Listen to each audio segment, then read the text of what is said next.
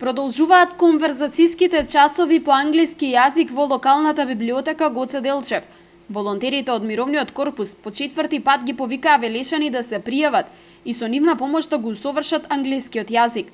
Единствениот предуслов кој треба кандидатите да го исполнуваат е да имаат основно познавање на англискиот. Од понеделник 14 ќе почне да се практикува во локалната библиотека Гоце Делчев. Ова ќе биде еден забрзан 4-неделен курс по конверзацијски часови, нешто слично како што досега се практикуваше во локалната библиотека Гоце Делчев. Значи ќе биде еден вид на вежбање на англискиот јазик за сите оние кои што имаат некое основно знаење и познавање на англискиот јазик. Курсот ќе трае до средината на август, а часови ќе се одржуваат 2 пати во неделата. Досегашното искуство покажува дека кај велешани има интерес за часовите по разговорен англиски јазик. Досега 4 пати се организираше ваков тип на конверзацијски часови, па сигурно некаде над 200 граѓани учествуваа во целиот циклус, значи во конверзацијските часови.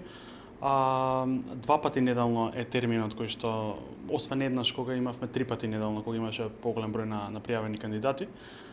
Инаку генерално 2 пати неделно се одвиваат часовите и сметам дека согласно оние завршни разговори кои што ги имаме со волонтерите на Мировниот корпус, сметаме дека има голем напредок кај сите кандидати кои што го посетувале овој курс.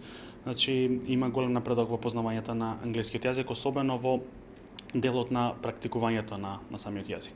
Well, we're going to be studying verbs. Најмногу работиме со глаголи. Стотици глаголи опфаќаме на курсот. Многу сум задоволен од напредокот на оние кои што беа дел од курсот. Задоволни сме и ние како обучувачи.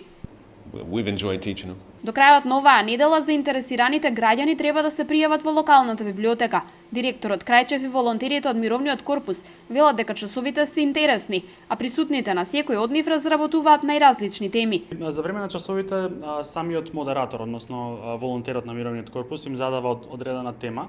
Доколку групата е помала, се работи во целина, значи се работи како цела група, доколку групата е поголема, се поделуваат на групи и секој волонтер од присутните си раководи со една помала група. Се дава одредена тема, например, каде го поминавте летниот распуст или летниот одмор или каде бевте на зимување и секој од групата треба да надополнува, значи одредена да каже одредена изјава на таа тема. Освен тоа играат и одредени игри, значи малку се оди на одредена разновидност, значи сметам дека применуваат различни модели со цел да им се направи самиот час поинтересен. Дел од волонтерите работат и со ученици во општинските училишта и според интересот велат дека имаат намера и во иднина да продолжат со часови по англиски се до нивниот престој во градот.